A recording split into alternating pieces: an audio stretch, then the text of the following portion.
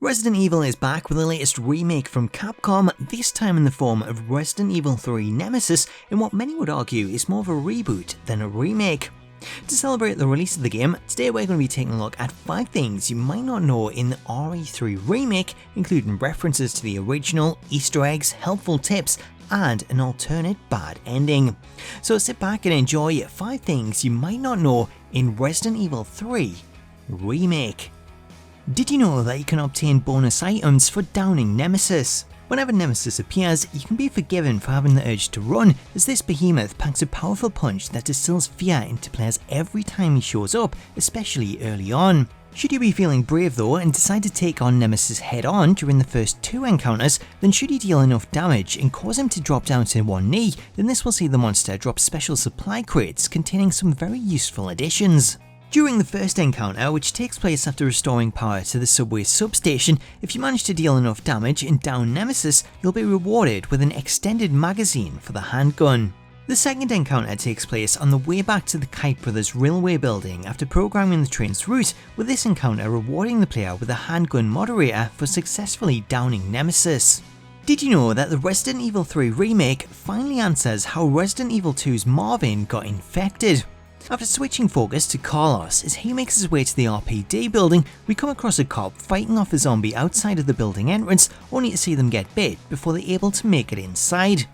This cop though isn't just any cop, as it's actually Officer Marvin Branagh, who we met inside the police station in Resident Evil 2, finally giving us an answer as to how he got infected. Following this scene, players have the option to shoot the zombie that attacked Marvin, with the zombie being none other than former STARS member Brad Vickers. Should you decide to put Brad out of his nightmare, then you'll actually drop a STARS ID card, which you can then use inside the police precinct to open up these special supply crates containing bonus items. Did you know it's possible to get Jill's Lightning Hawk? After Carlos takes an infected Jill to the hospital and begins exploring the grounds, outside in the courtyard you'll notice this supply crate that doesn't appear to have any way to access it, as the corridor above the area is blocked off, and dropping out of the other broken window sees you land in the opposite part of the courtyard. Now there is a way that you can obtain this crate, as should you return to the blocked off area as Jill, then due to her smaller frame, Jill's able to crawl underneath the blocked off area and access a second broken window. From this area, the player can jump down through the window into the courtyard, where they'll then be able to access this supply crate. Once you obtain the gun, then you can also get additional ammo for it by using Jill's lockpick to open up all of the lock cases that you came across while playing as Carlos. Did you know it's possible to trigger Dario's original audio? As with a lot of things in the RE3 remake, meeting up with Dario leads to completely different dialogue to what we heard in the original. However, should you continue to talk to him once he enters the shipping container, Dario will then begin to recite audio lines from the original Resident Evil 3. I'm not going anywhere! I'd rather starve to death than here to be eaten by one of those undead monsters. Now leave me alone! Did you know that there are 2 different endings depending on whether or not you shoot Nikolai? After defeating Nemesis for the final time, players are tasked with one last decision to make as Carlos subdues Nikolai and urges Jill to shoot him. However, the decision that you make here leads to one of 2 different endings.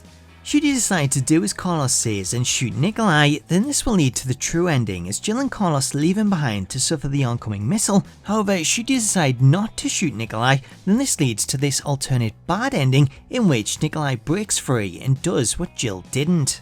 No!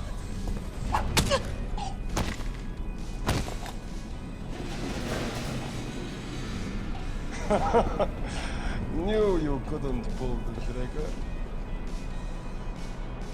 So there you go, that was 5 things you might not know in Resident Evil 3's remake. Let me know what you thought of them in the comments, and if you found any hints, tips, secrets or Easter eggs that you want to share, drop them down below and I'll give you a shout out if I use them in a future episode. Until then though, thank you for watching, subscribe for more videos, have yourself an awesome day, and I'll catch you later.